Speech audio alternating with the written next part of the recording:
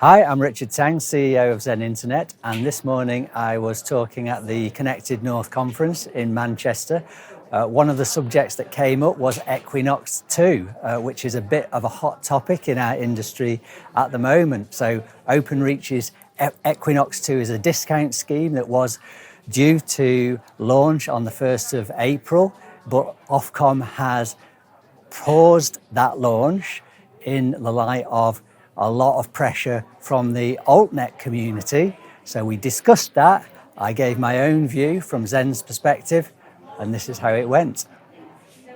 Shall we have a bit of a talk about Equinox 2? Because I know that myself and Sean have very polarised views on this subject, so that should make for an interesting debate. Sure. Well, I mean, why don't you kick off? Oh my goodness.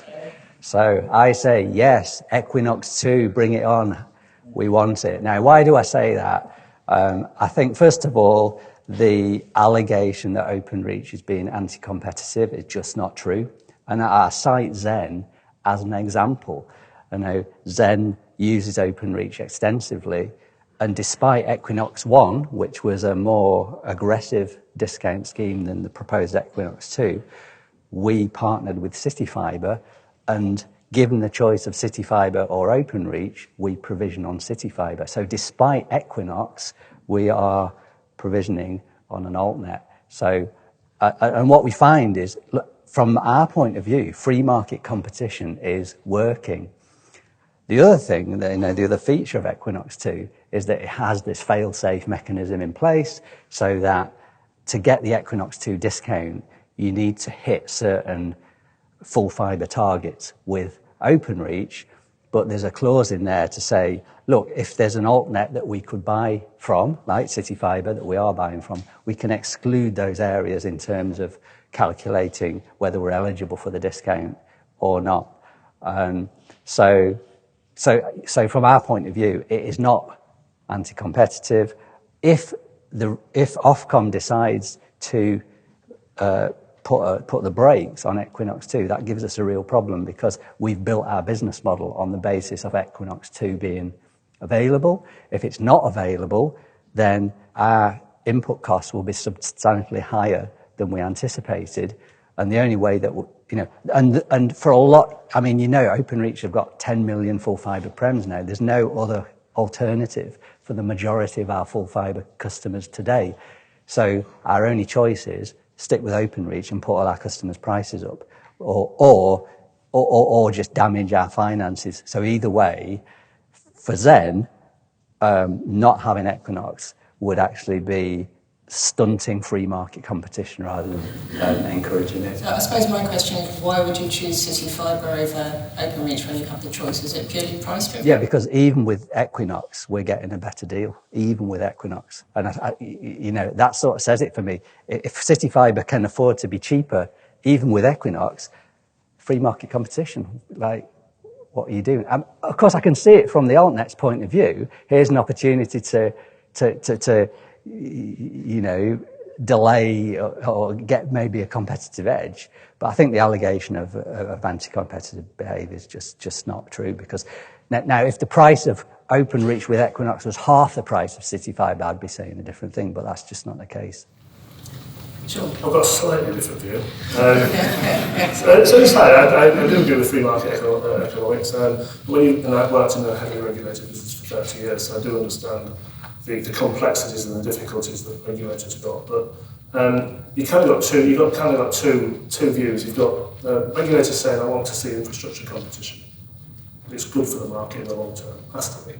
And BT have reduced their wholesale prices only 12 months ago, and now again potentially on Equinox 2,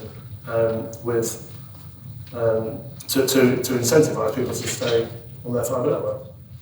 And I can understand why they want to do that, because they're investing in the fibre network and they want to get a return. I understand that.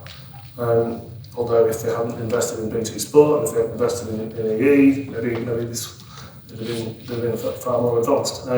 So how do you reconcile those two things? I think if in the longer term we want to get lower prices for broadband across a multitude of alternative carriers, then I think the regulator needs to think really carefully about Equinox 2 and reducing the prices to encourage retail service providers to go into those networks now.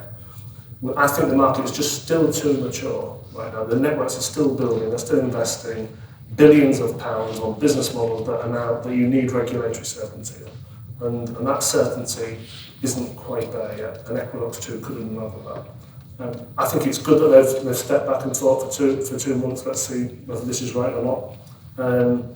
And if Equinox 2 happens, then fine. But I would really encourage them not to do Equinox 3, Equinox 4, Equinox 5, and reduce the prices even quicker. It will harm all our business models, and we'll end up with one incumbent operator in 5 years' time, back to where we were 20 years ago.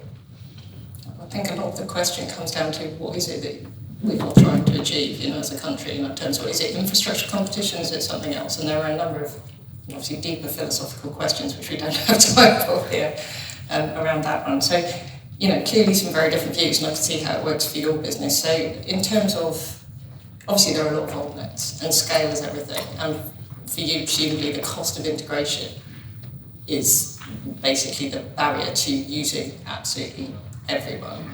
Can you see a world whereby there's an open platform perhaps, or is it something you look at or think about from an ISP perspective? It's definitely a opportunity, I think, because the problem that we've had, and we've been approached by altnets over the years to say, we've built to 20,000 premises, coming in to connect with us, and we've looked at the business case, and we've it's just not worth it for the integration effort, the commercial effort, the operations effort, the whole fault management effort. It's just too much effort. So I think the idea of having partnerships where there is a common platform is very helpful for us, and we've already seen that City Fibre have started to go down this route, not just having an appetite to acquire competitors, but to partner with them so that we can access that third party's footprint through the City Fibre relationship and API that we already have. So that's very helpful for us. So I would like to see the likes of City Fibre or others create a platform where we can access networks such as your networks, but without having to do a completely separate piece of work. Yeah, I think that's we do agree. We do agree on. I think that's very sensible. There's a lot of work about common wholesale platforms and one thing at a time, but still, this is like the old BT platform, isn't it? It's how we get something like that, so you can access any network and provide that choice of infrastructure.